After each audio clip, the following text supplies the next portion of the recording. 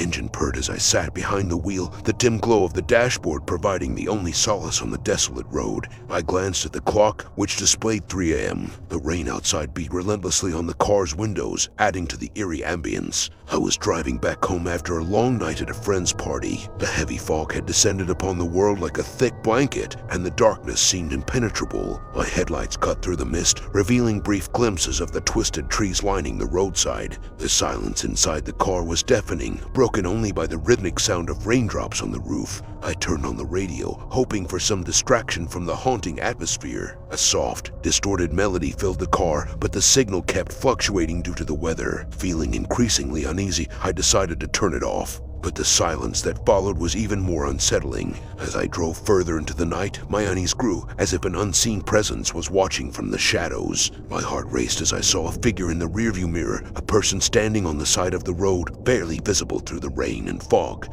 My instinct screamed at me to keep going, but compassion won over, and I decided to check if they needed help. I stopped the car, my headlights illuminating the figure. It was a woman, soaked to the bone and shivering. My heart sank as I realized she was alone, without any sign of a vehicle nearby. "Are you all right?" I called out, my voice barely audible above the rain. She turned slowly, her face obscured by the hood of her dripping raincoat. "Please," she whispered hoarsely, "help me." Feeling a chill crawl up my spine, I unlocked the passenger door, inviting her in. As she entered, I caught a faint scent of decay, sending a shiver down my spine. "Where are you headed?" I asked, trying to sound casual. She didn't respond, merely pointing ahead. I followed her gaze to the road ahead, but there was nothing there, just darkness and fog. Nervously, I resumed driving, my mind clouded with worry and curiosity about the mysterious woman. The radio crackled back to life, but this time it played only static. The hairs on the back of my neck stood on end, and I felt an overwhelming urge to flee, to escape from this nightmarish situation. Glancing at the woman, I noticed her clothes were ancient, like something from another era. Dread gnawed at me as I realized she hadn't spoken another word since getting into the car. My imagination ran wild, conjuring horrifying scenarios about who she might be and what might have happened to her. I decided to break the eerie silence. "What's your name?"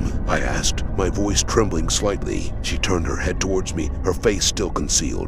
"You wouldn't understand," she replied cryptically. My heart pounded, and I gripped the steering wheel tighter. Something about her response felt menacing, as if she knew something I didn't. As we continued driving, the fog grew thicker, reducing visibility to almost zero. Panic clawed at me, and I considered pulling over, but the woman's presence held me captive. I felt trapped in a nightmare with no escape. In the distance, a faint glow appeared, like a beacon of hope in the darkness. I approached it cautiously, praying it was a sign of civilization. But as we drew nearer, my blood ran cold. It was an old cemetery, the tombstones barely visible in the mist. "Stop the car," I yelled, desperation evident in my voice. The woman didn't protest, and I quickly got out, my heart pounding in my chest. The rain pelted down relentlessly, drenching me in seconds. But my focus was on the woman, who now stood outside the car, watching me with an eerie stillness. "What do you want?" I shouted, my fear giving way to anger. "Why are you doing this?" Her face finally emerged from the hood, and I gasped in horror. Her eyes were hollow sockets, her skin decayed and skeletal. "You brought me here," she whispered, her voice now a chilling echo. I stumbled back, my mind reeling with terror. "No, I just wanted to help," I stammered. The woman's figure began to dissipate, her form fading into the fog.